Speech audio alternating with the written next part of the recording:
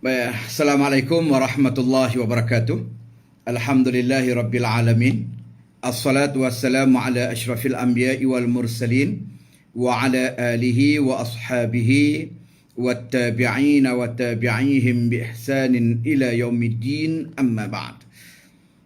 Terima kasih kepada Abang Suhaimi selaku moderator kita pada malam ini, dan seterusnya kepada semualah hadirin dan hadirat, muslimin dan muslimat yang bersama dengan kita pada malam ini Bicara Ummah melalui Harap TV. Dan Alhamdulillah, persoalan yang dikemukakan sebentar tadi untuk kita melihat apakah ajaran yang diklasifikasikan sebagai ajaran sesat. Baik, saya mula dengan membawa satu hadis Nabi SAW yang diriwayatkan oleh Imam Malik rahimahullah.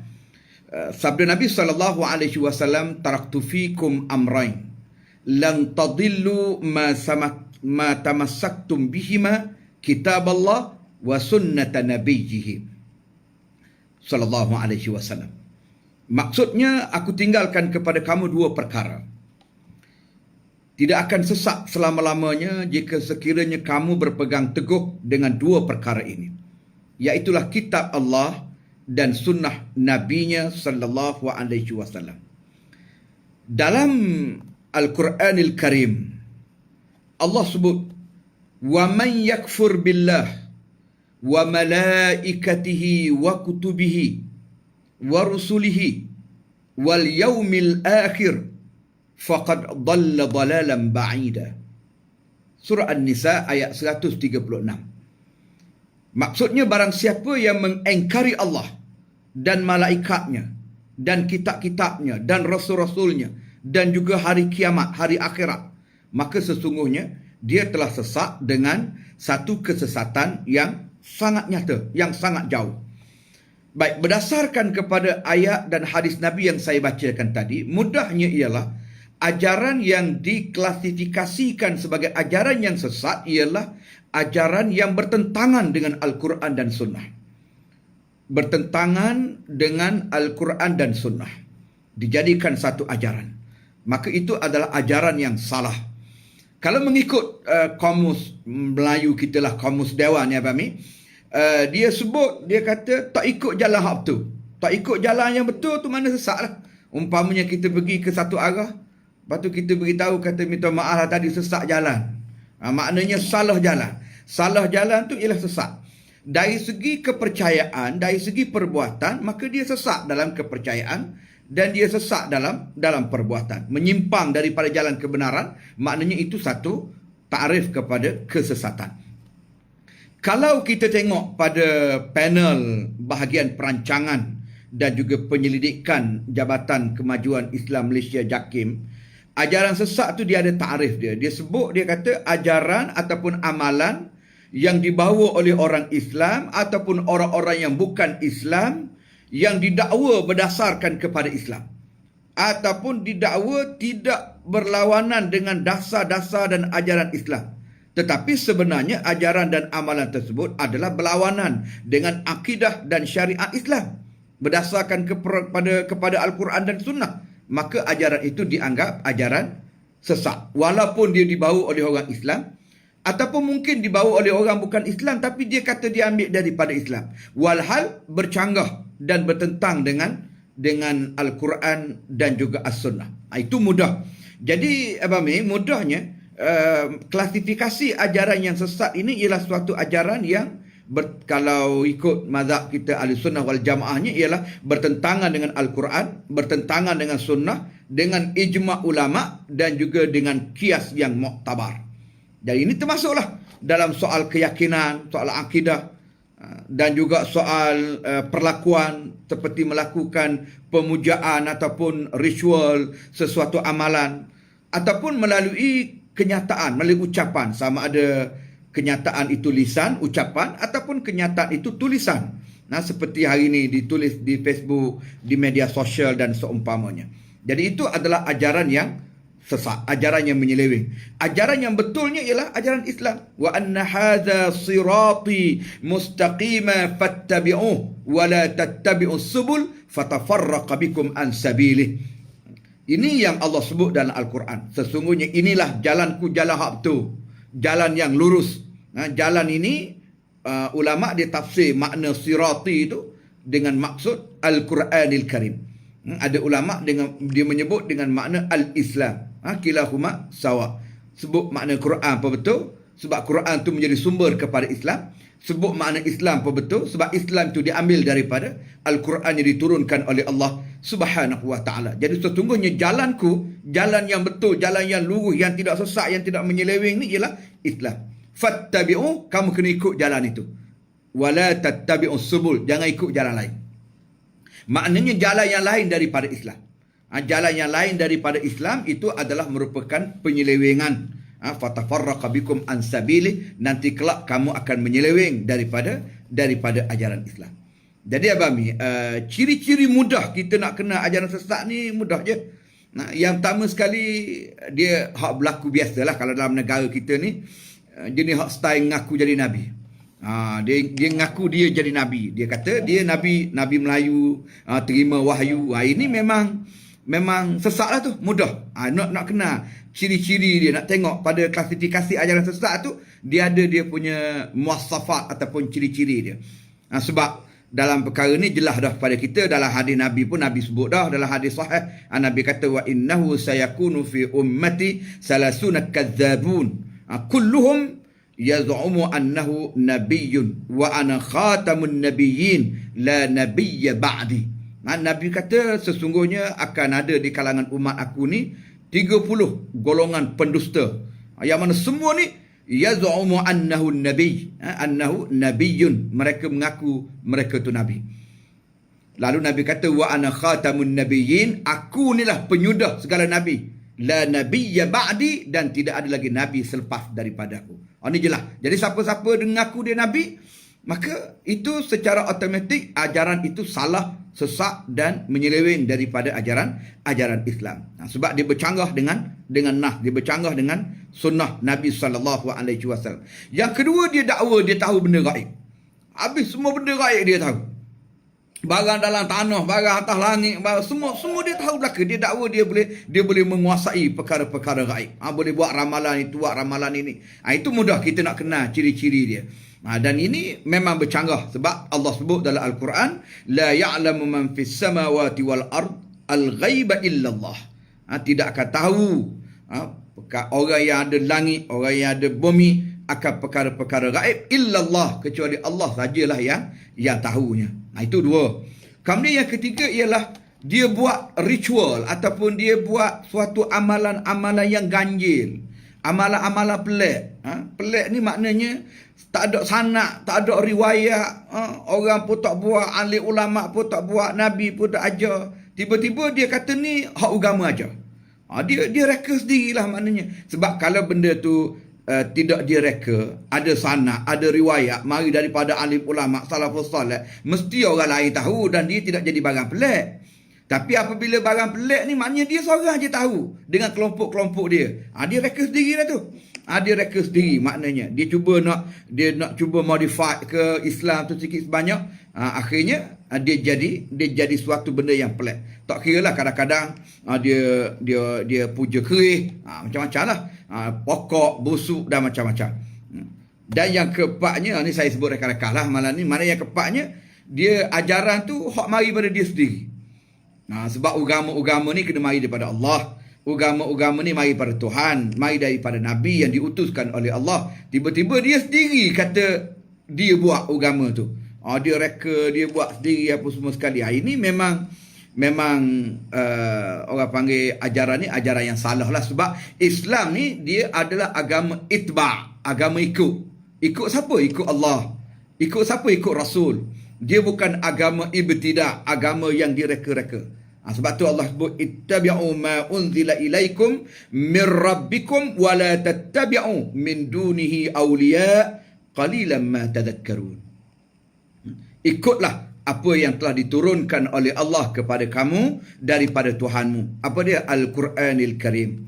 wala tattabi'u min dunihi awliya. Jangan kamu ikut selain daripada Allah sebagai pemimpin, sebagai ikutan, jangan. Tapi malam qalilan ma tadhakkarun. Sikit sangat kata Allah orang yang beringat dalam perkara ni. Maknanya ramalah yang menyeleweng, ramai jugalah yang sesat daripada jalan Islam. Begitulah mukadimah kita malam ni, Abang Mi.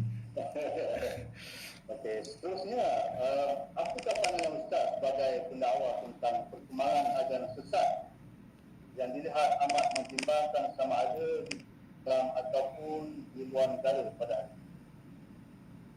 Semula Abang Mi tak dengar.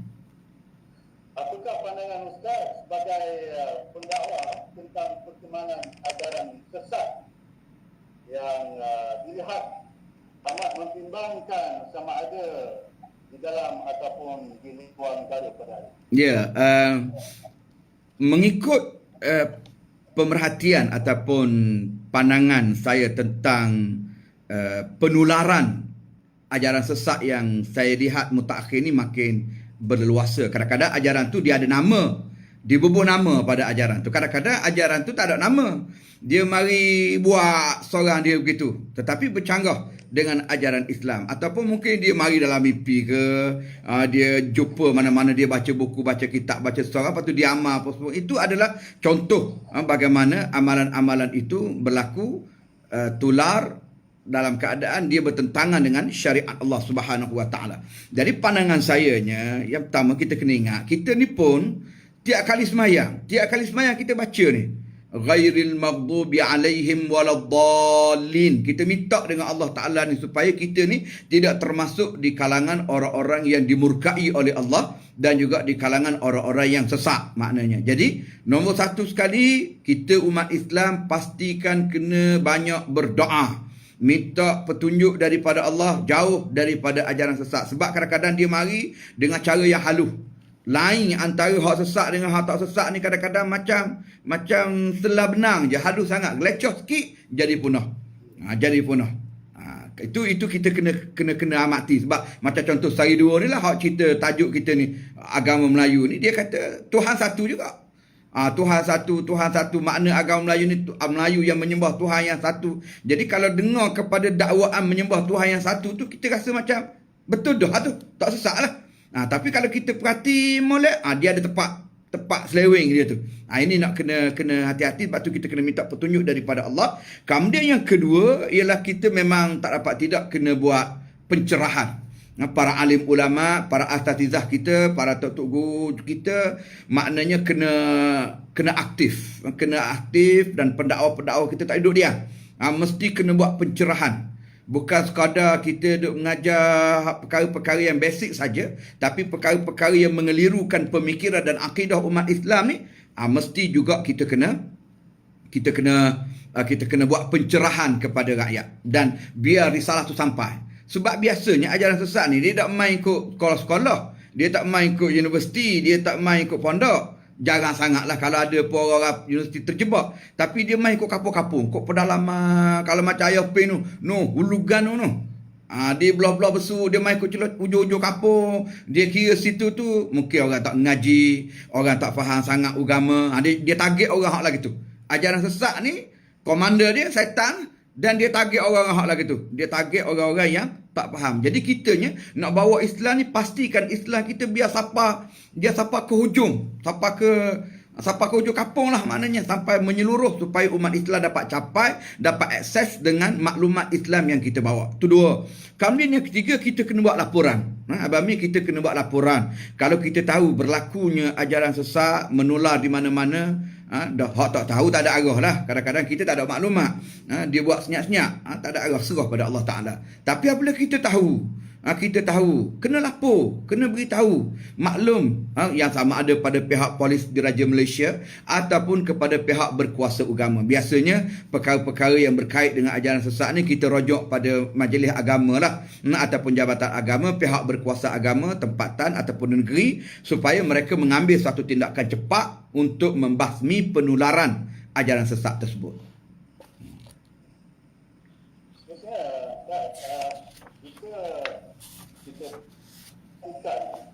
Ada di antara pengikut ajaran sesat ini dikenali Kadang tu orang yang ada PhD pun mungkin boleh terlibat dengan ajaran sesat. Ya. Daripada idea dia sendiri apa benda tu kan. Ya. Sesat yang terjadi. Ya. Dan mempunyai pengaruh dekat dalam masyarakat. Bagaimanakah bermulanya ajaran sesat dalam negara kita? Dan itu kan ia mudah tersebar. Ya. Dia kalau saya tengok Abang Mi, di Malaysia ni penularan ajaran salah, ajaran sesat, ajaran yang menyeleweng ni, dia asalnya dia mula dengan figure-figure ataupun individu-individu yang kita tengok dia ada perwatakan yang pelik sikit. Biasanya orang lagu ni dia suka percaya kepada benda mistik. Lepas tu dia suka buat pemujaan-pemujaan. Dia suka buat amalan-amalan, tenung-tenung, buat ramalan begitu. Dia suka kepada penyiasatan alam mistik begitu. Jadi dalam suasana yang macam ni, dia mudah terpengaruh dan mudah terpedaya dengan seruan dan bisikan syaitan. Sama juga dengan hak moden pun. Hak moden ni pula ideologi. Dia suka kaji falsafah. Dia suka kaji ideologi. Dalam keadaan dia tidak ada basic Islam yang kuat. Ataupun dia tidak ada tunjang agama yang kukuh.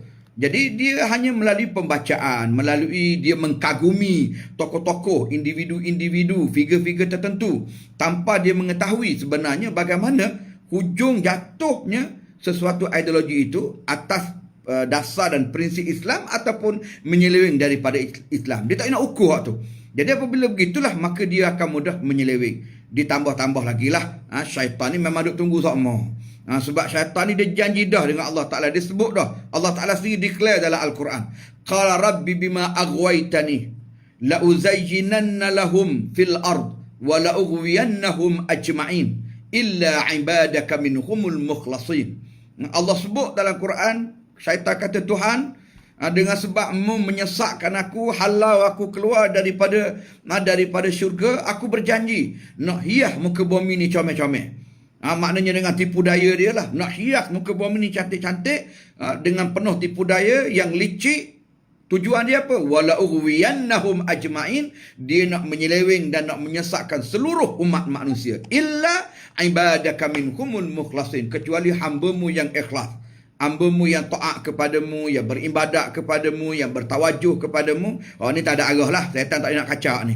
Tetapi hak lain tu yang tak ada takarrub ataupun mendekatkan diri kepada Allah, tak ada petunjuk dan bimbingan pedoman daripada Allah, tak kenal Al-Quran, tak kenal sunnah, biasa orang macam ni dia akan mudah menyeleweng. Jadi dia akan mula di situ.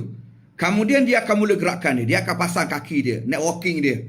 Dia akan pasang kaki dia dan dia akan mula secara senyap-senyap dululah, dan dia mensasarkan orang-orang tertentu. Biasanya orang dekat-dekat hak dia kenal.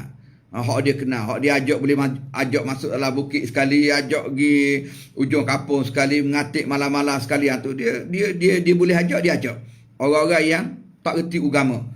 Kemudian sudah tentulah lepas pada dia bergerak sikit, dia akan mendapat perhatian daripada musuh Islam yang memang mencari orang macam ni sebagai turning point untuk tikam Islam tu pula daripada belakang. Jadi orang ni mari dengan pembiayaan. Dia mari dengan dana. Dia support. Dia kata nak bangunan, kita beri bangunan. Nak pergi ke luar negara, nak pergi tempat ajaran-ajaran ritual tertentu pula di luar negara, nak suruh nampak lebih advance lagi. Bagi duit, bagi takat. Dia akan sponsor dan dia akan membiayai. Itu dia akan mula berkembang dan dah mula bertapak, dah ada pihak dah akan mengikuti. Dan biasanya orang macam ni dia ada buah pelik. Dia ada sihir dia. Kalau berlaku di kalangan orang-orang yang soleh, kita panggil karamah. Tapi kalau berlaku di kalangan orang-orang bawa ajaran sesat ni, dia panggil ajaran sihir. Jadi buah-buah pelik ni lah sebenarnya meyakinkan lagi orang nak ikut dia. Dia menyebabkan orang kata dia ni pelik ni.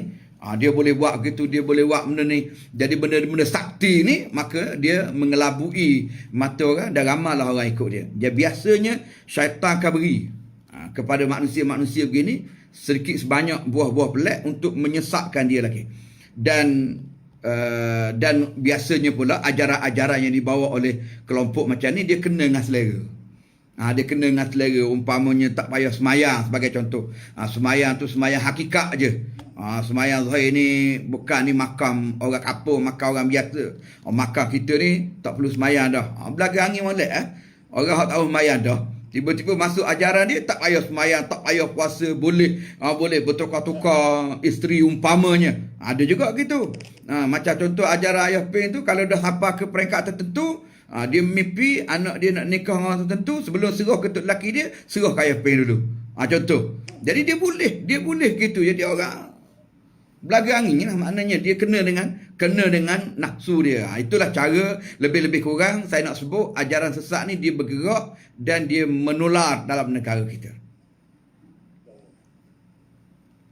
Ada pihak yang terfikirkan perubahan institusi agama kerana lambat menangani dan menjawab isu ajaran sesat ini.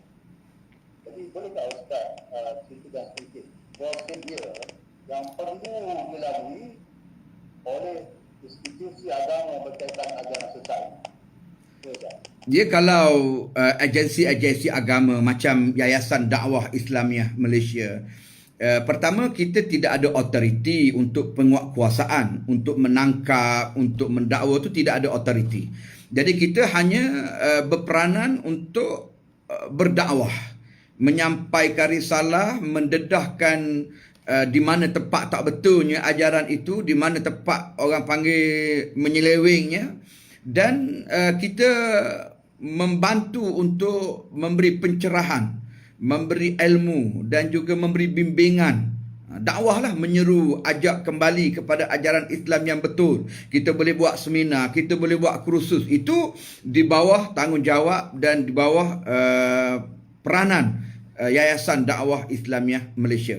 Adapun untuk penguatkuasaan ni kita ada agensi-agensi lain. Biasanya penguatkuasaan untuk membentraf ajaran sesat ni ialah di bawah Jabatan Agama Negeri-Negeri ataupun Majlis Agama Negeri-Negeri. Dia panggil pihak berkuasa negeri sebab agama ni dia tertakluk di bawah bidang kuasa negeri. Baik, kalau saya tengok di peringkat wilayah ataupun di peringkat sentral, dia ada beberapa prosedur lah. Dia ada beberapa prosedur yang perlu diambil. Yang pertama sekali, dia kena dapatkan report dulu. Kalau tak ada report, biasanya kita tidak mengambil tindakan sebab agensi ni tidak mengambil tindakan sebab tak tahu. Kena ada report dulu baru kita dapat maklumat, baru kita buat siasatan. Kecuali memang ajaran tu tular masuk dalam TV dan secara terbuka, itu memang tanpa perlu report pun agensi boleh bertindak lah dengan buat penyiasatan. Tapi kalau jenis hak senyap-senyap berlaku ni, memang kena ada report baru agensi agama ni akan ambil tindakan. Itu yang pertama. Yang kedua, dia akan buat siasatan. Dia akan bukalah kertas siasatan, maknanya untuk mengenal pasti dulu ajaran yang didakwa sebagai ajaran yang salah itu. Dia siasat dulu salah kat mana, tak betul mana. Lepas tu ada fatwa dah dengan ajaran tu. Kalau ada fatwa dah mudah. Umpamanya apa yang dah ada fatwa, Qadiani umpamanya, atau apa-apa lagi Syiah yang sudah ada pengisytiharan fatwa berkeliling yang tak boleh diamalkan, tak boleh dilakukan di negara kita, itu mudah. Berlaku je kita report, dia boleh terus ambil tindakan. Kalau tak ada fatwa lagi ni, biasanya dia akan buat siasatan dulu untuk meneliti ajaran tu bentuk macam mana. Sebab dari segi ajaran tak apa, kita boleh bentrah, kita boleh challenge. Umpamanya keluar satu ajaran, saya daripada Yadim umpamanya, kita boleh tengok ajaran tu bercanggah dengan Islam. Jadi kita boleh attack lalu, kita boleh buat pencerahan, kita boleh buat pendedahan, kita boleh buat bantahan, kita boleh buat pencerahan. Itu tak ada masalah. Tapi untuk kita declare batang tubuh seseorang itu sesat, itu dia kena ada proses dia. Sebab kadang-kadang seseorang tu dia beramal dengan amalan-amalan ataupun membawa ajaran-ajaran yang salah itu kerana paksa umpamanya. Ada orang paksa dia. Jadi dia tak sedar, dia tak mampu nak lawan. Maka dia tak jadi sesat. Ajaran tu memang sesat. Ajaran tu kita kena bentrah, kita kena bantah, kita kena tegur, kita kena kritik. Tetapi nak hukum individu batang tubuh yang mengamal tu, itu kena spesifik siasatan ke atas diri dia. Kenapa dia beramal dengan amalan itu? Kenapa dia bawa ajaran itu? Kena paksa ke? Ataupun mungkin kerana dia jahil langsung, tak tahu langsung bab Islam ni. Umpamanya lahir-lahir dalam bukit ni umpamanya. Jadi temu satu agama, terus dia pegang. Cuma keturunan dalam KIC Islam sebab mak ayah dia Islam. Jadi bawa ajaran sesat. Jadi kita kena cek dulu klasifikasi mana batang tubuh dia tu. Itu kena ada siasatan. Kemudian yang ketiga ialah soal pencegahan ataupun pembenterasan dia panggil, sebaran. Ini kena penguatkuasaan lah, sama ada melalui penguatkuasaan fatwa ataupun melalui tindakan pendakwaan daripada pihak berkuasa agama. Lepas tu yang keempat, dia ada proses pemulihan. Dia panggil, kemudian dia buat diskusi, dia buat perbincangan, dia buat majlis pemulihan akidah, pemulihan kepercayaan, pemulihan pemikiran. Itulah yang step-step yang dilakukan oleh pihak berkuasa agama. Biasanya begitu. Jadi dia tak samalah, tiap-tiap satu negeri ni dia ada enactment yang berbeza. Cuma umumnya begitu. Umumnya begitu. Sebagai contoh, kalau di wilayah ni dia ada satu fatwa. Dia dah ada apa? Dia dah ada peraturan dia di bawah enactment. Dia dah ada peraturan dia.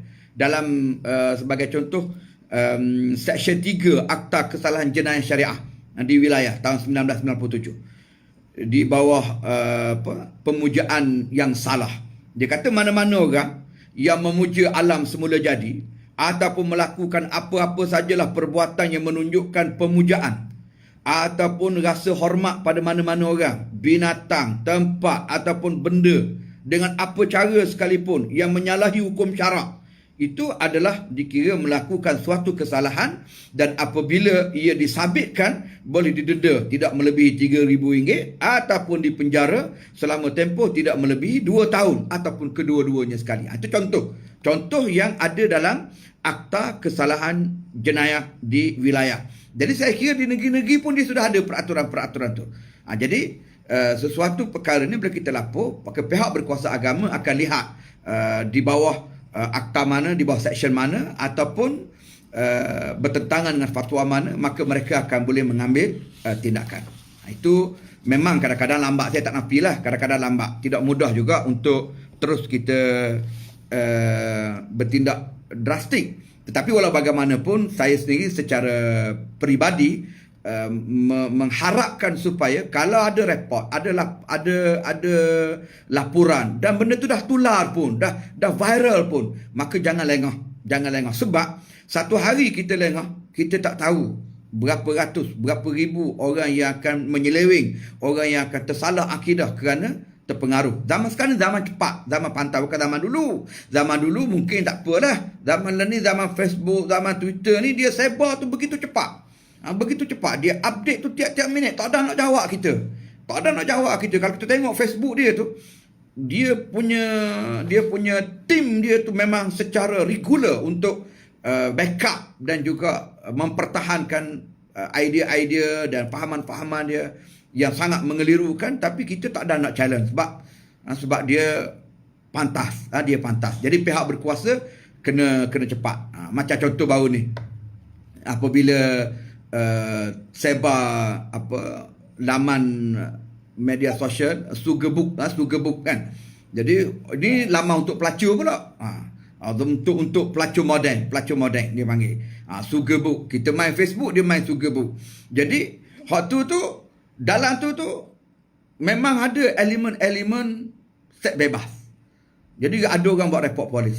Lalu kerajaan mengambil tindakan, SKM pun ambil tindakan, tutup dan tak boleh lagi nak akses. Itu contoh tindakan pantas perlu diambil. Alhamdulillah. Dan saya percaya akan ada pula dia guna platform lain pula. Jadi kita kena hati-hati. Kita kena ambil tindakan pencegahan dan juga pemantauan dari masa ke semasa, dan bukan saja pihak berkuasa, bahkan seluruh umat Islam mesti menjadi mata dan telinga bagi pihak Islam untuk kita jaga kesucian Islam ini. Kemudian apa pula tindakan yang boleh diambil di atas kumpulan yang sesat di Malaysia jika mereka masih berterusan untuk menyebarkan fahaman salah yang sesat itu? walaupun mungkin ada pemantauan pada awal, lepas tu dia berhenti sekejap, lepas tu dia teruskan lagi. Berhenti macam mana?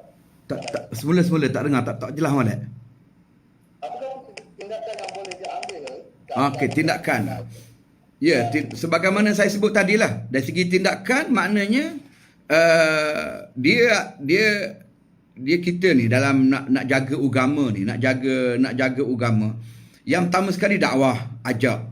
Yang kedua didik, tarbiyah. Kemudian yang ketiga, kalau ajak pun tak boleh, didik pun tak boleh, degil, duk pertahan juga, duk kerah juga, duk bawa juga ajaran sesat ni, maka dia tak lagi dah, mesti kena punishment lah. Dia kena peraturan dan undang-undang. Kena ada tangkapan, kena ada dakwaan dan kena ada pembicaraan. Cuma tangkapan pembicaraan tu pula dia kena ada proses keadilan dah. Bukan mana tangkap tu, sumbat tu, tuduh. Tidak. Dia kena ada proses pembicaraan yang adil untuk menilai di mana kesalahan dia. Kemudian jika sabit kes, barulah dia ambil tindakan. Sebab ada orang dia hanya faham apabila diajar dengan undang-undang.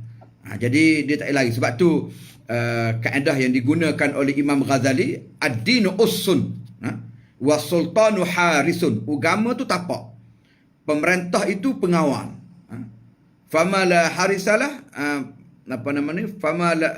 famala ussalah famahdumun wa mala harisalah fadai'un. Suatu yang tidak ada tapak akan runtuh, dan suatu yang tidak ada pengawal akan hilang.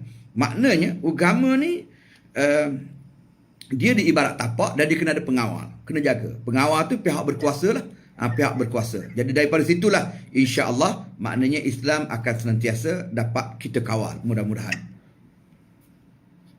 Ya. Kemudian kita sentuh isu yang lebih spesifik, iaitu tentang apa yang di war-war sekarang, tentang agama Melayu ni yang dibawa oleh seorang individu yang dinamakan sebagai Ibu Yati. Jadi Ibu Yati ni menceritakan dia pernah direkrut dan didoktrin oleh Jemaah Islamiyah ketika belajar, dan dari sini dia kenal adanya Islam Arab yang berbeza dengan Islam Quran. Itu jauhan yang dibuat oleh Ibu Yati lah. Jadi apa pandangan Ustaz tentang Ibu Yati ni? Saya sudah menyebutnya beberapa kali bahawa pandangan kononnya Islam yang kita amal pada hari ini adalah bukan Islam Quran. Itu adalah Islam Arab. Dan Islam Arab ni dia pandang salah lah. Pandang salah. Kalau tengok pada penulisan dia tu, bukan saja pada video yang tular, tetapi pada tulisan dia sendiri, sepertinya dia sangat jejek dan jelek terhadap istilah Islam Arab ini. Walhal Islam tu sendiri sebenarnya tak ada versi bangsa. Dia sebut ni Islam Arab sebab dia nak mewajarkan Islam Melayu. Jadi dia mengkategorikan Islam, hak ni hak Melayu, ni hak Arab, ni hak orang putih, ni hak Mak Saleh. Dia tak boleh gitu. Islam ni dia tidak Melayu, dia tidak bangsa. Arab ada hak Islam, ada hak tidak Islam. Melayu pun ada hak Islam, ada hak Hindu, ada hak Kristian, ada hak Buddha. Melayu. Bukan semua Melayu tu ditarifkan sebagai menyembah Tuhan yang satu sebagaimana hak dia dakwa. Ada juga Melayu tapi dia meninggalkan ajaran Islam, menjadi murtad. Maknanya begitu. Ini berlaku dalam negara kita. Jadi Islam ni dia tidak base kepada bangsa. Dan Islam dia tak ada versi-versi, dia tak ada version. Islam tu satu saja.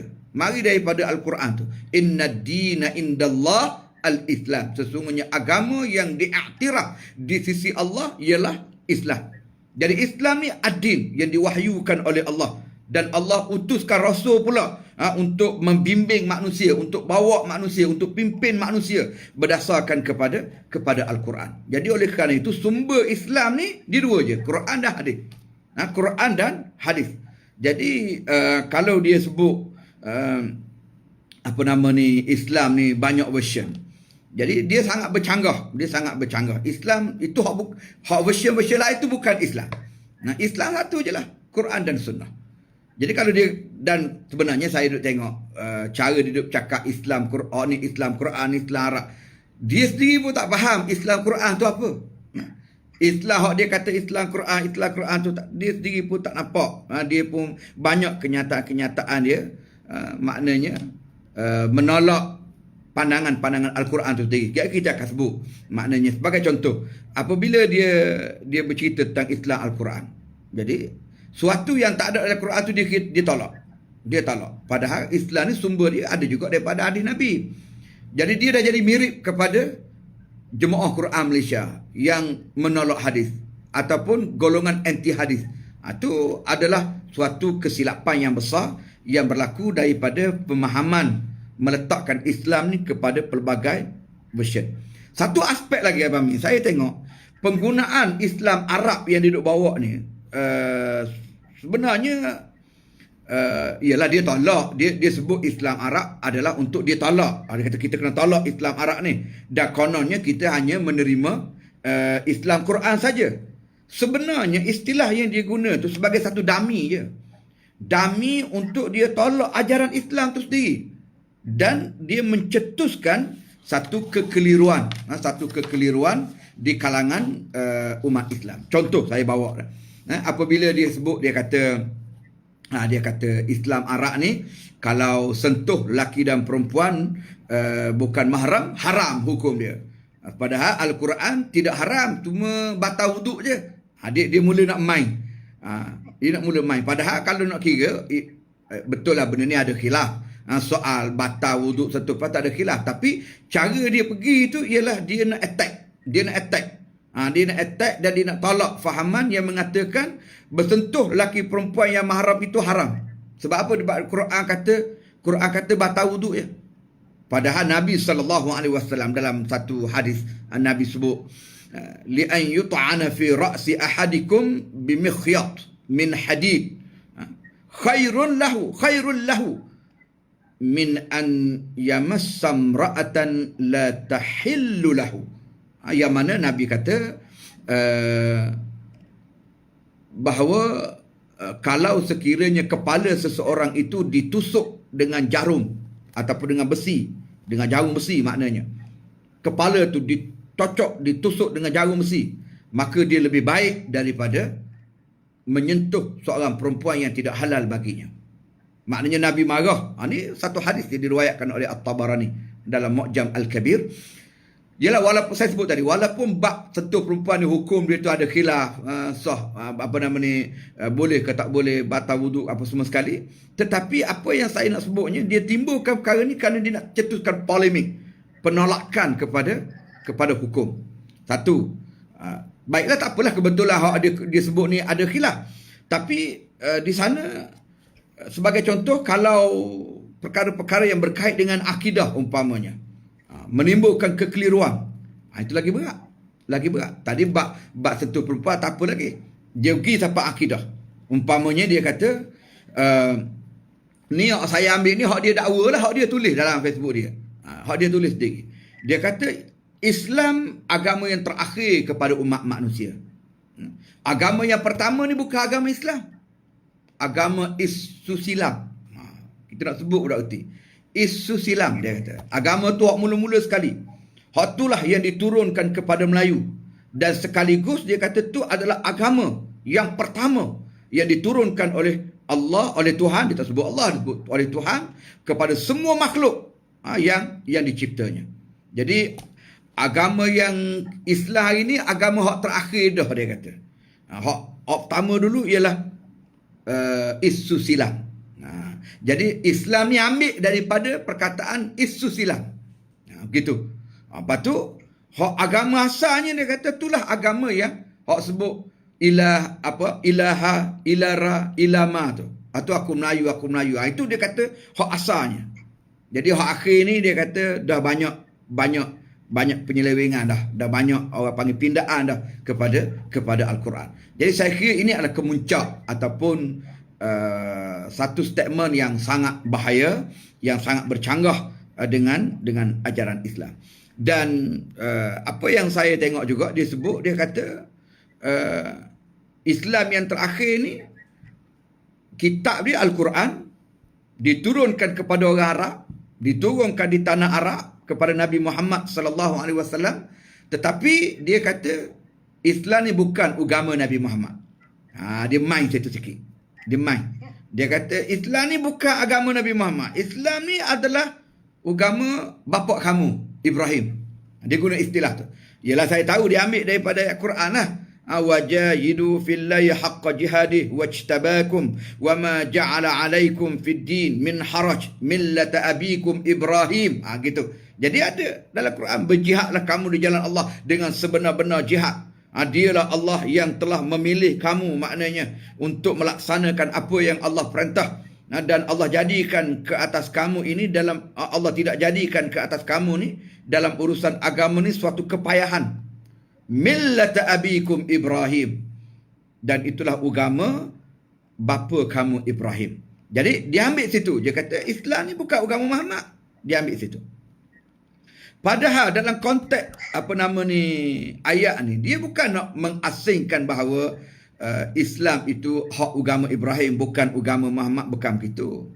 Tetapi dia nak cerita bahawa agama yang Nabi ambil, yang Nabi bawa ni sama dengan agama Nabi Allah Ibrahim dulu yang mari daripada Allah Azza wa Jal.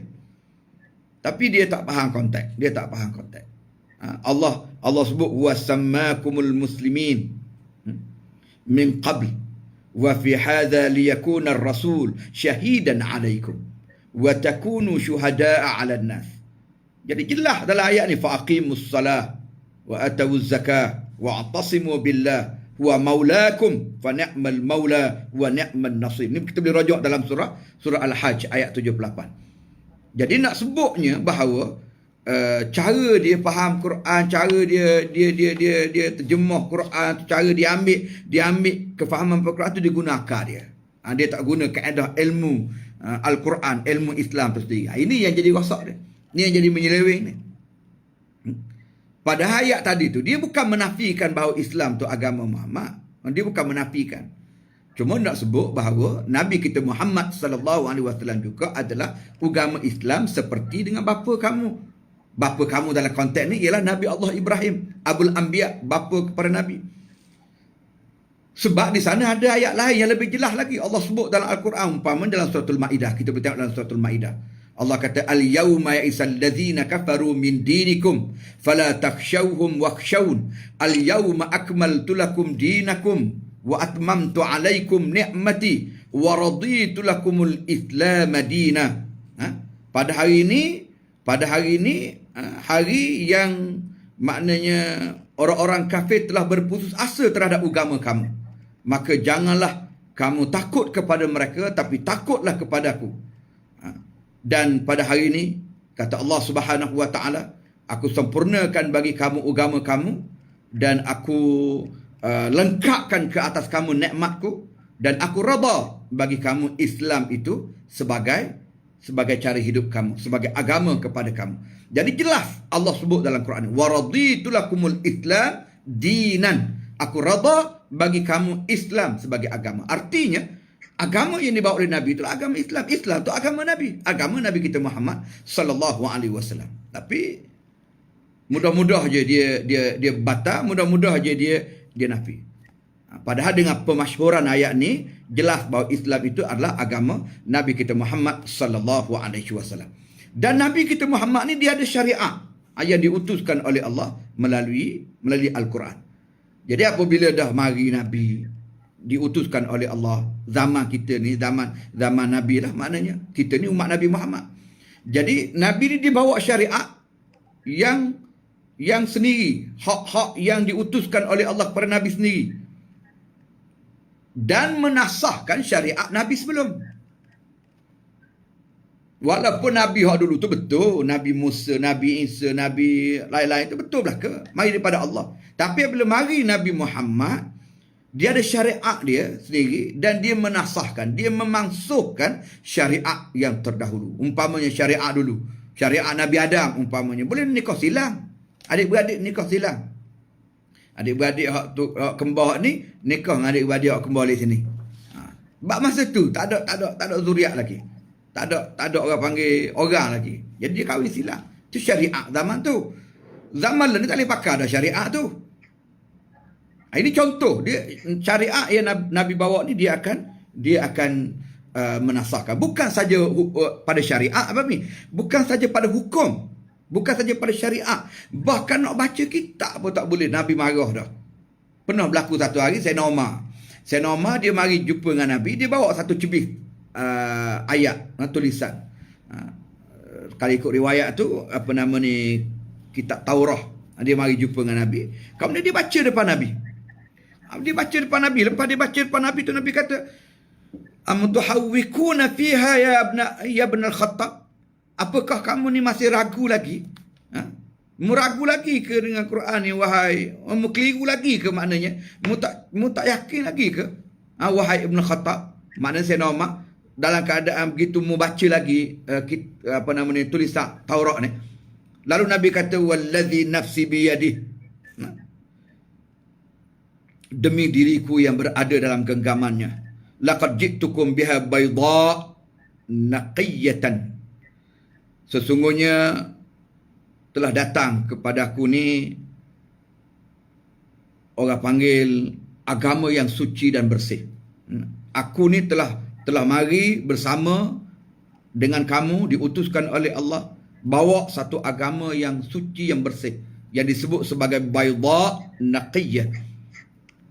La tas'aluhum an syai' fayukhbirukum bihaq fatukazzibu bihi aw bibatilin fatusaddiqu bihi walladhi nafsi biyadi law anna Musa kana hayyan ma wasi'ahu illa an yattaba'ani.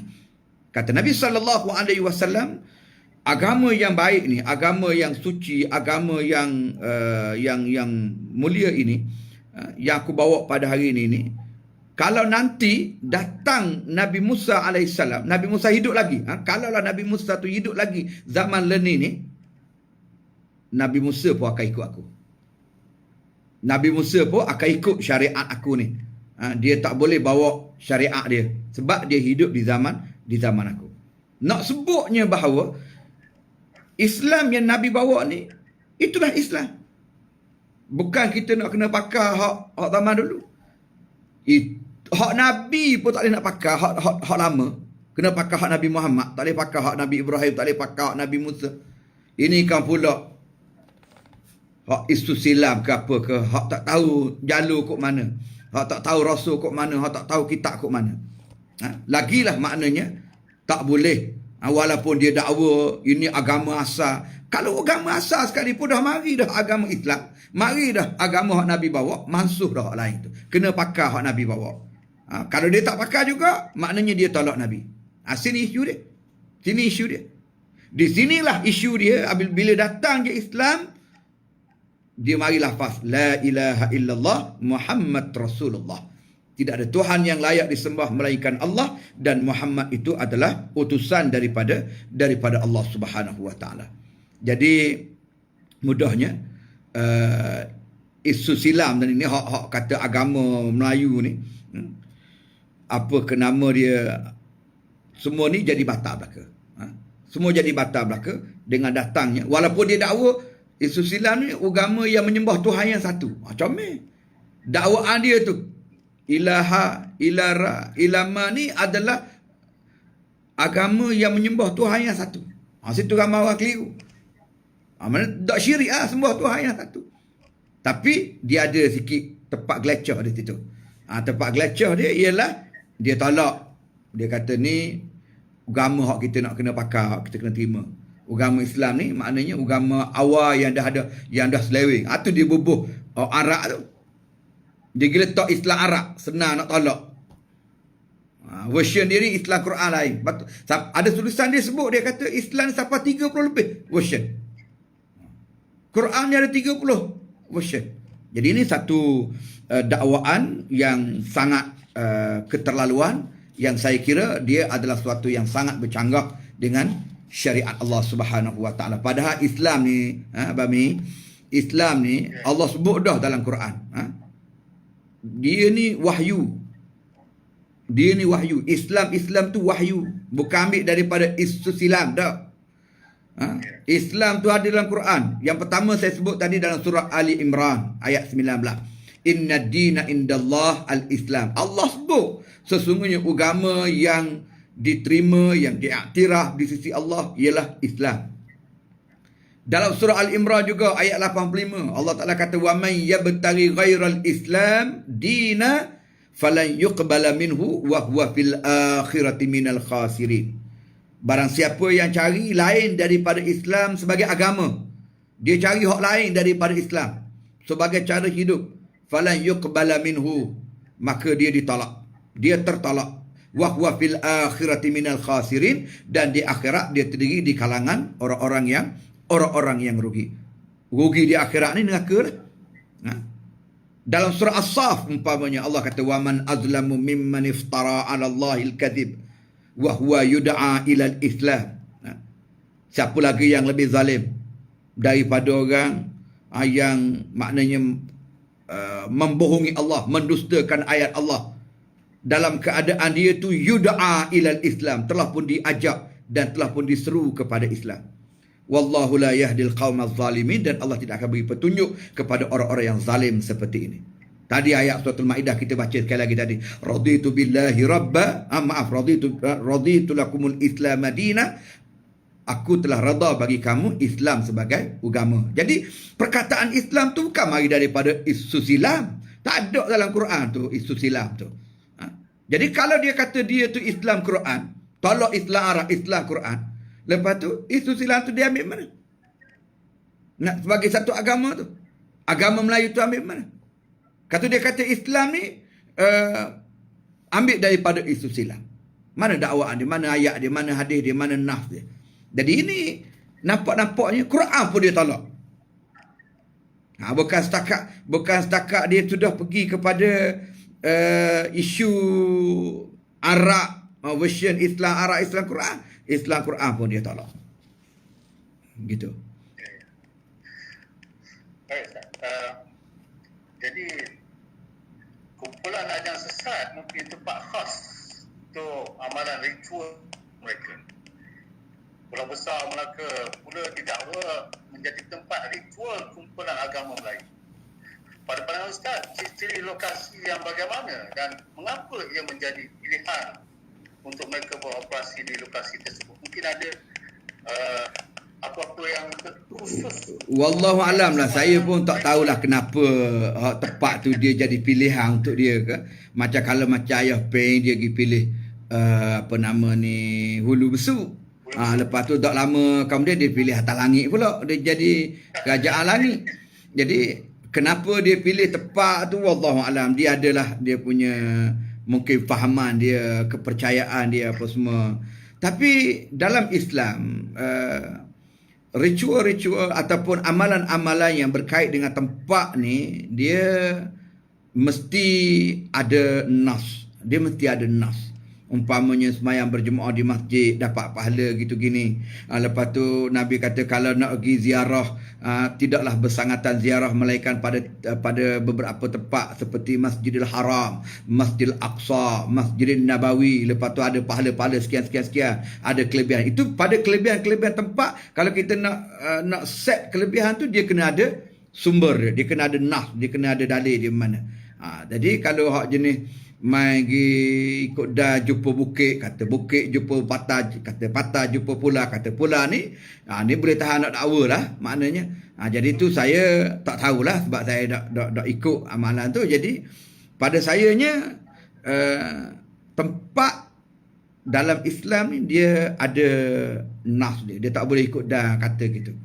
Umpamanya semayang sini ni ada fadilat sekian banyak, dia kena ada nas. Kalau Nabi kata Masjidil Haram berapa pahala sekian-sekian, Masjid Nabawi pahala sekian-sekian, tu dia ada nas dia. Lepas tu kita nak kata semayang di tepi patah di Bukit Keluang umpama contoh, sekian-sekian pahala, tak boleh, dia kena ada nas. Tak ada nas, itu salah, itu batil, itu bid'ah maknanya. Gitu. Dan Ibu Yati pula menjelaskan bahawa video gong, saya pun tak tahu apa muka video gong ni, dia tak teliti secara mendalam tentang ajaran Ibu Yati ni. Dan aktiviti itu hanyalah lakonan adat istiadat lama, dia kata. Video asal dimanipulasi oleh pihak yang berniat jahat. Tapi ada babah yang mengatakan Al-Fatihah itu doa, Quran diturunkan kepada Arab. Al-Azazil ataupun Ifrit telah mengubah setiap ayat yang diturunkan untuk menyesatkan manusia. Minta Ustaz beri pencerahan, apakah keburukan ajaran agama Melayu yang jelas bercanggah dengan akidah orang Islam? Allahu Akbar. Inilah hak saya sebut tadi. Yang saya sebut tadi, bahawa ajaran ini dia telah menjadi fitnah kepada Al-Quran. Ajaran yang dia bawa ni, siapa mendakwa Azazil pinda Al-Quran. Lepas tu ada pula satu ayat perbahasan dalam kalangan mereka mempersoalkan bismillah tu ayat Quran ke dah. Lepas tu apa nama ni, dia kata Al-Fatihah tu hanyalah doa. Macam-macam dakwah-dakwah ni tu adalah suatu percobaan untuk meremehkan Al-Quran dan menganggap Al-Quran itu diubah. Sedangkan Al-Quran ini Allah sebut dah, Allah jamin dah. Kalau kita baca dalam Quran dalam surah Al-Buruj, Allah janji dah, bal huwa Quranun Majid fi lawhim mahfuz.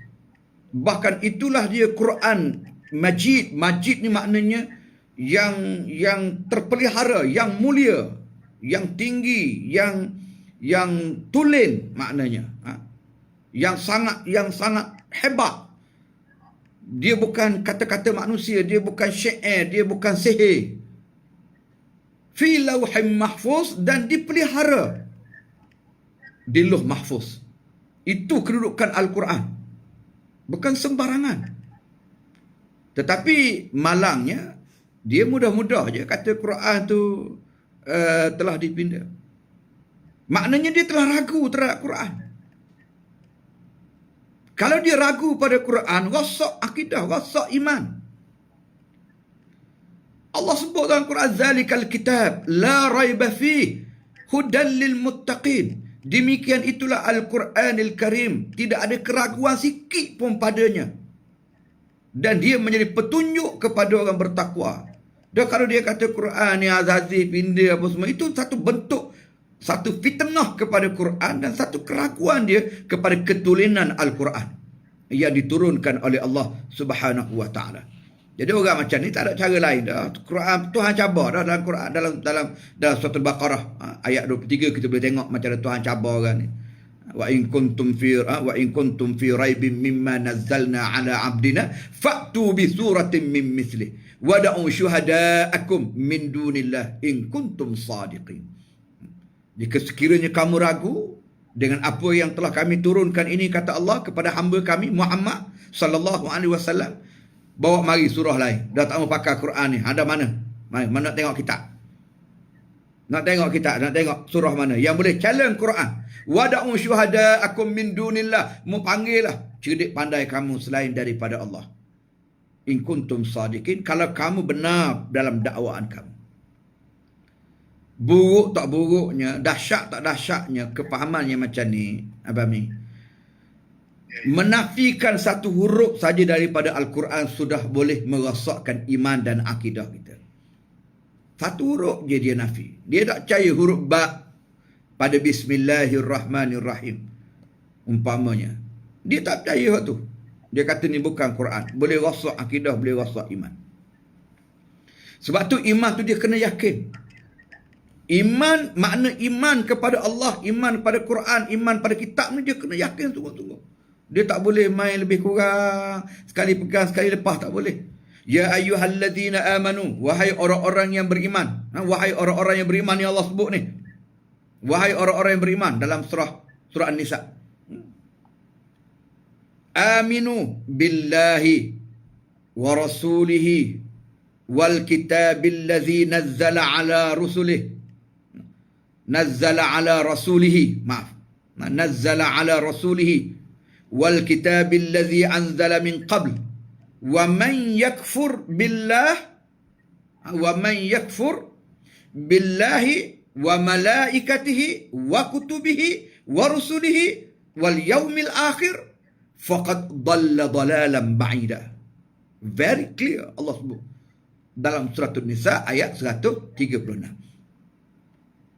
Wahai orang-orang beriman, kamu kena beriman yang pertama kepada Allah, Yang kedua, rasul dia. Yang ketiga, kitab. Allazi nazzala ala rasulihi. Kitab yang diturunkan pada rasulnya. Nabi kita Muhammad sallallahu alaihi wasallam. Wal kitabil ladzi anzala min qabl, dan juga kitab yang diturunkan sebelum daripadanya. Kita kena iman. Cuma syariat kena pakai syariat Nabi Muhammad. Wa man yakfur, siapa-siapa engkar billah, engkar kepada Allah, wa malaikatihi, engkar pada malaikat, wa kutubihi, engkar kepada kitab yang diturunkan oleh Allah, wa rusuli, engkar kepada rasul yang diutuskan oleh Allah, wal yaumil akhir, engkar pada hari akhirat. Allah kata apa? Faqad dhalla dhalalan ba'ida, maka sesungguhnya dia telah sesat dengan sejauh-jauhnya. Awak panggil sesat barat ni. Sejauh-jauhnya, sesat pak barat tu. Kenapa? Kerana dia tolak satu daripada Al-Quran. Banyaklah dalam Al-Quran ni yang menceritakan tentang bagaimana kalau sekiranya kita meragui dan kita tidak meyakini Al-Quran diturunkan oleh Allah sesuai dengan apa yang ada pada hari ni. Yang ada pada kita ni, itulah Quran. Yang kita, dia lebih, yang pertama Quran ni Allah janji, dia jaga. Allah janji, dia jaga di Lauh Mahfuz. Maka dia satu-satunya mukjizat yang ada, yang orang lain tak boleh nak pindah. Ada orang cuba pindah, buat surah palsu apa semua sekali, tak jadi. Sebab dapat dipatahkan oleh para alim ulama. Itulah Allah menentukan pemeliharaannya kepada Al-Quranil Karim. Jadi kalau dia dakwa Quran tu pindah, Quran ada ni tak betul, maka itu boleh merosakkan akidah. Zalika bi anna Allah nazzala al-kitab bil haqq. Demikian itulah Allah Subhanahu wa taala telah menurunkan kitab dengan benar. Dengan benar. Wa innal ladzina ikhtalafu fil kitab la fi shiqaqin ba'id. Siapa-siapa yang cuba nak menimbulkan ikhtilaf, percanggahan dengan apa yang telah Allah turunkan dalam kitabnya Al-Quranil Karim, la fi shiqaqin ba'id. Bagi dia satu, orang panggil, pemisahan yang begitu jauh. Jauh daripada hidayah dan petunjuk Allah Subhanahu wa ta'ala. Sebab tu, pada saya, ajaran yang begini ni, kalau setakat dia nak main atas fakta sejarah je, mana dulu, biarlah dia dakwa, kadang pelik-pelik kok dia dakwa. Dia kata Melayu ni dulu pada Nabi Adam. Walaupun tak apalah hak dia dakwa tu, tetapi maknanya kalau sampai ke peringkat setakat nak sebut, nak dakwa fakta sejarah yang begitu, mungkin orang kata setakat pelik je. Orang kata pelik ni ambil mana gitu. Tapi kalau sampai ke peringkat nak attack Quran, nak pertikaikan ayat Quran dalam keadaan dia tidak ada ilmu mengenai dengan Al-Quran, dia sudah mengheret kepada satu sempadan akidah yang bahaya dan boleh mengelirukan orang dan boleh menyesatkan orang.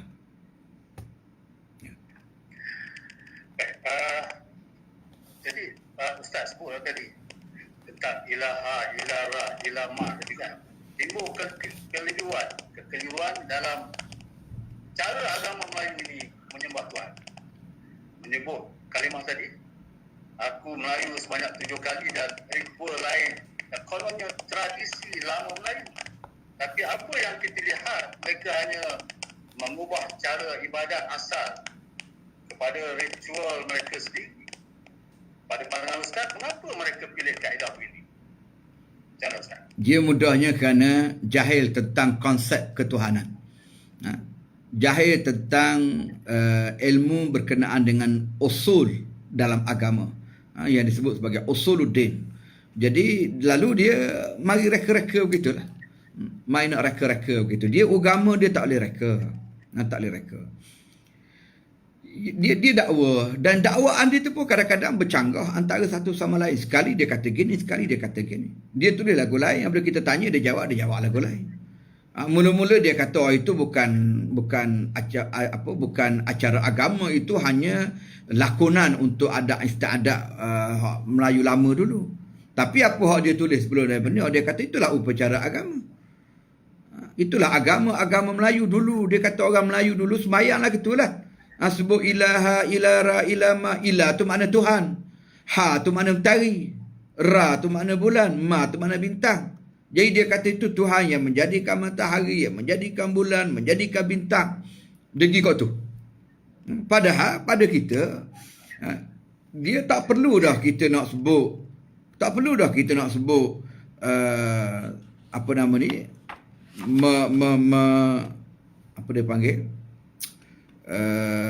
Merungkai perkataan seperti dia kata, saya nak jawab apa, belik dia punya apa dia punya istilah dia guna tu.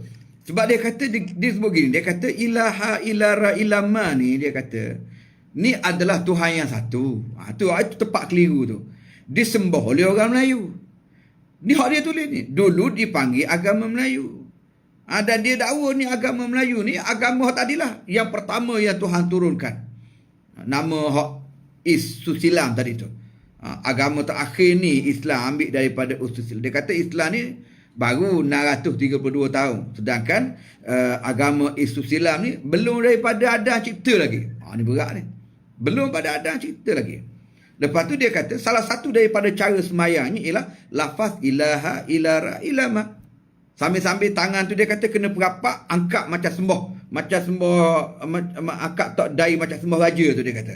Lepas tu tambah lekat lagi, kena sebut aku Melayu sebanyak 7 kali. Baik. Benda ni gini. Yang pertama saya nak sebut, saya nak jawab sesa dulu.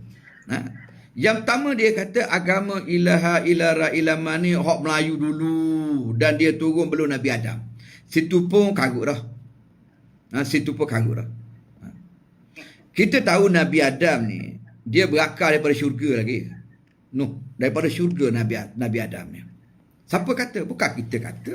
Bukan kajian profesor, bukan kajian mana-mana manusia, pakar sejarawan. Hak kata Nabi Adam daripada syurga ni Allah Ta'ala sebut dalam Quran. Jom, kita ambil sikit cerita Nabi Adam dalam Quran. Mula-mula Allah Ta'ala kata wa idh qulna lil malaikati isjudu li adama fasajadu illa iblis aba wastakbara wa kana minal kafirin.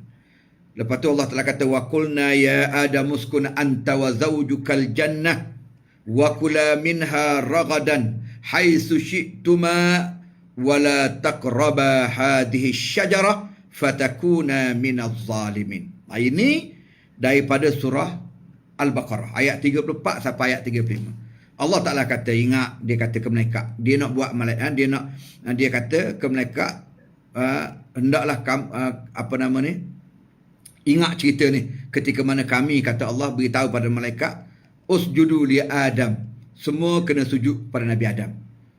Fasajadu, semua sujud. Cerita ni cerita berlaku di syurga. Illa iblis, iblis je tak mau sujud. Kerana enggan, sombong, angkuh. Dan iblis ni terdiri di kalangan golongan kafir. Lalu kami kata, wahai Adam, duduklah kamu dalam syurga. Jelas Tuhan sebut. Duduk dalam syurga. Maknanya, ni hak asal ni. Belum ada manusia di bumi ni, cerita di syurga ni. Allah Ta'ala kata, ya Adam, uskun anta wa zawjukal jannah. Kamu dan isteri kamu duduk dalam syurga. Wa kula minha ragadan haitsu syi'tuma, makanlah, nak makan apa pun dalam syurga ni, kamu berdua tak ada masalah. Cuma wala taqraba hadhihi syajarah, janganlah kedua-dua kamu, wahai Adam, Hawa isteri dia, dekat dengan satu pokok syajarah, satu pokok. Fatakuna minaz zalimin, nanti kelak kamu akan jadi orang yang zalim. Jangan dekati pokok ni. Itu habis satu cerita. Tak lama kemudian, rekah ceritanya, Allah sebut pula dalam surah lain, surah Taha, tadi surah Baqarah. Dalam surah Taha Allah telah kata apa? Fawaswasa ilaihi syaitan. Syaitan mula dia bisik. Syaitan dia mula bisik kepada Nabi Adam. Qala ya Adam. Kata syaitan ni, wahai Adam, hal adulluka ala syajaratil khuld? Nak dah aku tunjuk kepada kamu satu pokok yang kalau kamu makan buah dia ni, kamu akan jadi kekal. Wa mulk, dan kamu akan ada kuasa. La yubla, kuasa yang tidak akan hilang. Syaitan main. Hak Tuhan larang, hak itulah diri cocok. Jadi takdir rekah ceritanya Nabi Adam pun ambil buah tu makan. Sebab nak kekal dalam syurga ni. Ni cerita syurga. Cerita di mana? Dalam Quran. Bukan buku Dewata Rama betul. Ni Quran ni sebut ni. Bukan reka-reka manusia dah. Bukan ahli sejarah tulis. Ni Allah Azza wa Jal yang mencipta manusia. Cerita-cerita daripada Allah. Surah Taha ayat 120. Kemudian Nabi Adam pun makan buah khuldi, disebut buah khuldi ni. Buah untuk jadi kekal ni. Akhirnya lepas makan dia langgar hukum Allah. Takdir Allah Ta'ala habis. Tercabut habis semua pakaian dia, apa semua, sampai nampak aurat, tutup dengan kemaluan dengan daun-daun syurga gitu je. Okey. Lekah ceritanya, akhir sekali Allah Ta'ala tegur dia. Surah Al-A'raf. Allah Ta'ala kata apa? Wa aqul lakuma inna syaitana lakuma aduwwum mubin.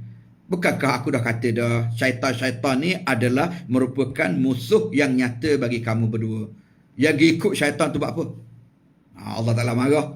Akhirnya qala, Nabi Adam dengan Siti Hawa ni pun sebut Rabbana zalamna anfusana wa illam taghfir lana wa tarhamna lanakunanna minal khasirin. Dia kata, wahai Tuhan kami ni telah menzalimi diri kami sendiri. Jika sekiranya engkau tidak ampunkan dosa kami dan tidak kasihi kami, nescaya kami ni akan termasuk di kalangan orang-orang yang rugi. Menyesallah Nabi Adam. Maka dengan sebab itulah, dengan sebab kesalahan itulah, maka akhirnya Allah Ta'ala sebut, qal ihbitu ba'dukum li ba'd adu walakum fil ardi mustaqarrun wa mata'un ila hin. Allah hantar Nabi Adam pergi ke bumi. Cerita daripada syurga sampai ke bumi. Dalam surah Al-A'raf Allah sebut. Ni bukan hikayat. Cerita ni cerita Allah Ta'ala. Turunlah kamu semua ke muka bumi. Yang nanti kamu ni akan jadi musuh antara satu sama lain. Dan bagi kamu di dunia ni, Allah Ta'ala kata, aku beri tempat untuk kamu tinggal dan beri keseronokan sampai pada satu ketika ilahi, sampai waktu mati. Sampai mati, habis segala nikmat. Ni kisah bagaimana Allah cerita Nabi Adam asal pada syurga, bawa mari ke dunia. Nabi Adam ni lah manusia yang pertama yang dijadikan oleh Allah. Asal jadi dengan tanah. Asal Nabi Adam, manusia biasa ni, macam kita ni, dijadikan oleh Allah melalui proses persenyawaan. Ada jatuh air mani, kemudian jadi benih, kemudian proses jadi manusia, lahir, ibu melahirkan anak. Itu manusia biasa. Setelah zuriat manusia berkembang. Hak asal dulu tak ada manusia, buat dengan tanah. Kamasali Adam khalaqahu min turab. Allah sebut dalam Quran, dalam surah Ali Imran. Seperti Nabi Adam, Allah Ta'ala telah menjadikannya daripada tanah. Summa qala lahu kun fayakun. Kemudian Allah Ta'ala kata jadilah manusia. Tu manusia pertama. Dah, mari mana isu silam tu sebelum Nabi Adam? Orang Melayu sebelum Nabi Adam tu mari ke mana?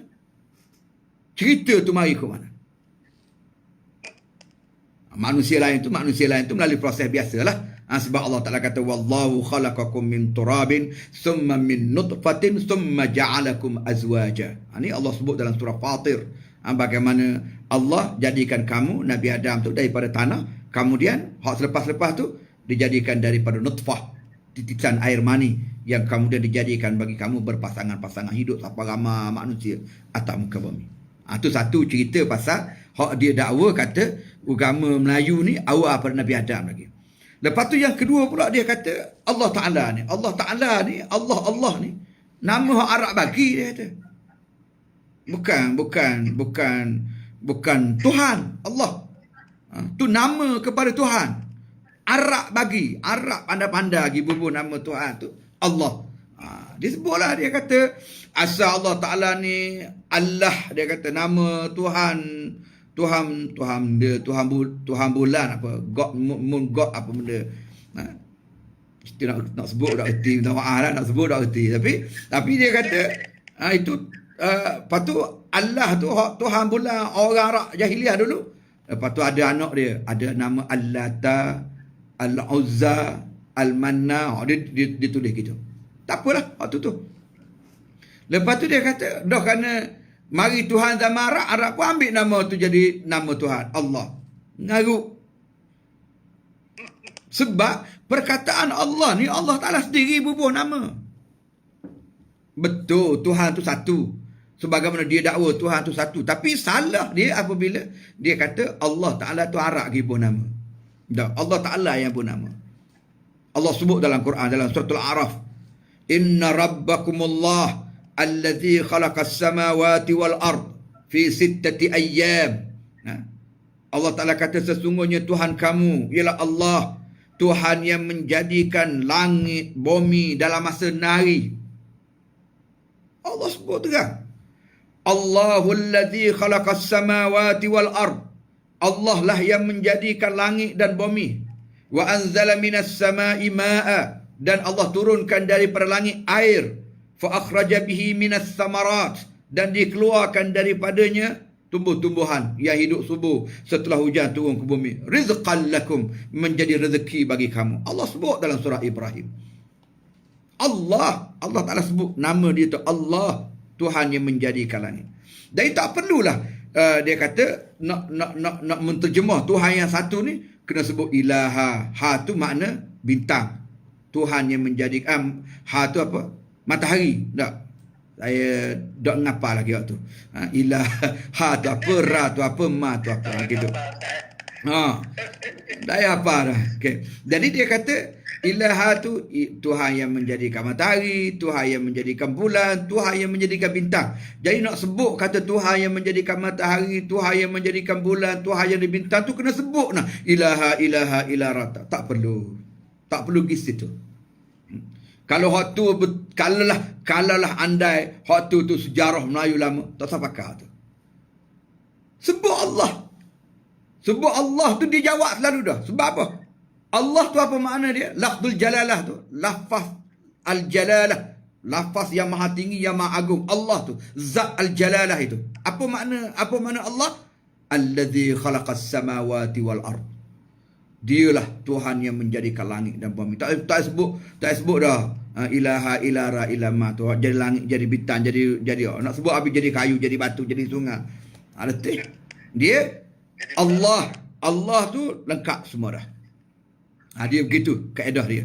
Jadi apabila dia heret terjemah jadi ilaha ilara itulah akhirnya menjadi kekeliruan. Dan dia dakwa itu adalah ritual acara semayang orang dulu. Cara semayang orang dulu. Isu sekarang, apa yang nak dipakai hak isu apa ni tata cara semayang orang Melayu dulu? Apa tak pakai cara Islam je? Nak semayang, cara hak Nabi aja. Tak suruh baca ilaha ilara tu, Nabi tak ajar hak tu. Gitu. Satu lagi dalam satu hadis kalau saya sebut sikit akhir sekali ni, apa nama ni? Nabi sebut bunyal Islam ala khams. Dibina Islam tu di atas 5 perkara. Yang pertama syahadati an la ilaha illallah. Penyaksian bahawa tidak ada Tuhan yang layak disembah melainkan Allah. Wa anna Muhammadan Rasulullah. Dan Muhammad itu adalah utusan Allah. Wa iqamis salat wa ita'iz zakat wa haji wa saumi Ramadan. Hadis ini hadis sahih riwayat Imam Bukhari dan Muslim. Kemudian mendirikan sembahyang, mengeluarkan zakat, mengerjakan haji dan berpuasa di bulan Ramadan. Itu binaan Islam. Jadi asasnya binaan Islam itu ialah syahadati an la ilaha illallah wa anna Muhammadan Rasulullah. Tak ada ilaha ilara irama, tak ada. Dia asyhadu an la ilaha illallah wa asyhadu anna Muhammadar Rasulullah, untuk memaknakan Allah sebagai Tuhan yang mencipta langit, mencipta bumi, mencipta matahari, mencipta bintang, mencipta bulan, mencipta manusia, jaga rezeki manusia, cipta sungai, laut, bukit, gunung, ganang ni. Tak perlu sebut dah ilaha ilara ilama, tak ada. Itu perkataan yang gharib, yang tak ada dalam ajaran Nabi. Nabi marinya, Nabi bina Islam tu syahadati an la ilaha illallah wa anna Muhammadar Rasulullah. 2 perkara. Kita panggil 2 kalimah syahadah. Kita panggil 2 kalimah syahadah. Penyaksian bahawa tidak ada Tuhan yang layak disembah melainkan Allah, dan Muhammad itu adalah utusan daripada Allah Subhanahu wa taala.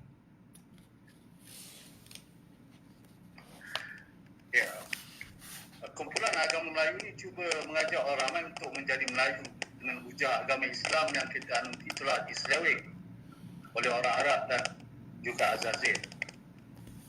Apa nasihat Ustaz kepada masyarakat agar tidak terhindar dengan doktrin? Maknanya Jangan pakai pemuda. Ya, yang pertama kena mengaji. Islam ni dia ada ilmu dia. Islam dia tak boleh main ambil-ambil rambang gitu. Islam ni dia ada ilmu, dia ada disiplin ilmu. Kalau nak mudah zaman lah ni, kalau dulu zaman-zaman dulu dia direct ngaji Quran hadis gitu. Tapi ulama dengan perkembangan ilmu yang ada, dia mula pecah. Dia pecah bahagian akidah, bahagian fiqh, bahagian sirah, bahagian hadis, bahagian tafsir. Itu nak suruh mudah ngaji.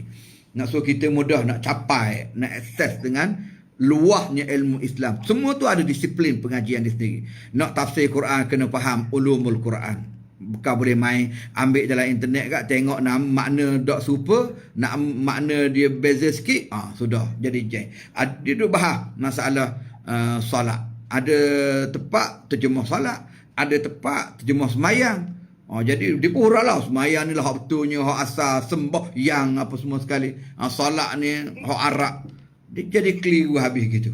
Sebab kerana tidak memahami konsep disiplin ilmu Islam tu sendiri. Dalam bab nak tafsir Quran ke, tafsir hadis ke. Lepas tu Islam ni pula sumber dia Quran, hadis, ijma' ulama. Kemudian qiyas yang mu'tabar. Maknanya kena memahami. Dan kalau tak faham, rojok pada orang yang berautoriti. Orang ramai saya nasihatkan rojok pada orang yang berautoriti. Maknanya para alim ulama yang kita tahu latar belakang dia, ilmu dia, rojok pada jabatan agama, rojok pada para mufti dan sebagainya, supaya kita diberi panduan bagaimana. Jangan tengok pelik sikit je, pakak kaki serbu belaka. Dia orang Melayu kita ni, Tek Abami, dia suka barang pelik. Dia suka barang pelik. Dia tengok benda-benda mulalah. Tengok kerih boleh gerak ke apa ke, sudah. Sudah, dia jadi penuh lalu. Jadi kita agama ni kena jaga molek. Inilah satu-satunya aset kita nak bawa menghadap Allah. Punah ni habis kita. Tak ada makna lah. Jadi syaitan ni dia akan cari peluang. Dia cari juga peluang lah mana nak memunuh ke akidah umat Islam. So hati-hatilah. Hati-hati. Cara mudahnya mengaji. Mengaji. Wallahualam. Soalan terakhir Ustaz. Ustaz dengan lantang mengatakan ajaran agama Melayu ni sesat. Ibu Yati perlu menafikan dia mencipta agama baru dan hanya menciptakan sejarah Melayu. Malah Ustaz pula diancam saman oleh Ibu Yati ni. Adakah Ustaz merasa terancam dengan hukuman daripada kumpulan ini? Dan apa peranan Yadin bagi membantu mereka agar kembali kepada ajaran yang lurus? Bagi membawa risalah Islam ini, memang kita telah bersedia. Get ready maknanya untuk mendepani apa jua kemungkinan. Demi mempertahankan Islam, demi menegakkan Islam, kaedah sayanya ialah ish kariman au mut syahidan. Kalau nak hidup, hidup dengan mulia. Jangan biar orang hina Islam, jangan biar orang pelekat Islam. Kalau nak mati, mati biar syahid kerana mempertahankan Islam. Jangan mati itu menjual agama ataupun berdiam diri di atas penghinaan dan pelecehan terhadap agama. Jadi saya memang telah mendidik diri ini untuk menghadapi apa jua kemungkinan, dan itulah harga yang terpaksa kita bayar apabila kita nak menegakkan Islam dan menyebarkan risalah Islam. Kalau kita baca sejarah-sejarah pejuang-pejuang terdahulu pun, itulah sebenarnya yang berlaku di kalangan para sahabat Ridwanullah alaihim ajma'in, salafus salih dan sebagainya. Kerana nak mempertahankan Islam itu, akhirnya mereka terpaksa berdepan dengan pelbagai cabaran. Darah dan nyawa itu memang menjadi taruhan. Baik, itu yang pertama. Kemudian yang kedua, maksudnya tak apalah, nak sama ke nak apa ke, tak ada masalah lah. Kita tunggu. Tapi setakat ni tak ada lagi lah sama tu. Lepas tu apa yang boleh Yadim lakukan, insya-Allah sebagai sebuah yayasan dakwah Islamiah Malaysia, kami berperanan untuk menyebarkan risalah, menceritakan apa dia Islam yang betul, dan kita akan buat nadwah insya-Allah. Dalam masa terdekat ni kita akan anjurkan nadwah Islam Kekuatan Ummah. Ringkasannya NADIKU, Nadwah Islam Kekuatan Ummah. Kita akan roadshow ke seluruh negara yang mana topiknya ialah ataupun matlamatnya adalah untuk menjadi benteng. Yadim ni menjadi benteng kepada akidah dan pemikiran umat Islam. Jadi kita akan jawab soal serangan pemikiran, soal penyelewengan akidah dan sebagainya melalui pentas Nadiku ini. Sementara tak boleh buat himpunan kerana PKP ataupun pandemik yang menular ini, kita mungkin akan banyak di channel online seperti malam ni lah. Kita akan buat webinar dan sebagainya. Itu apa yang Yadin boleh buat, dan kita akan bantu untuk beri kursus dan sebagainya kalau khidmat kami diperlukan. Begitu. Wallahualam. Terima kasih Ustaz atas Sama. kesudian Ustaz untuk sama-sama harap TV malam ni untuk membicarakan tentang bahaya agama Melayu. Semoga para penonton berpuas hati dengan penjelasan yang telah diberikan oleh Ustaz tadi. InsyaAllah bila siaran kita akan bertemu lagi. Saya mengucapkan terima kasih kepada semua penonton pada malam ini yang sudi mengikuti pengukuhan ini sampai akhir ya. InsyaAllah kita akan jumpa lagi di lain siaran. InsyaAllah. Assalamualaikum warahmatullahi wabarakatuh. Waalaikumsalam warahmatullahi wabarakatuh. InsyaAllah.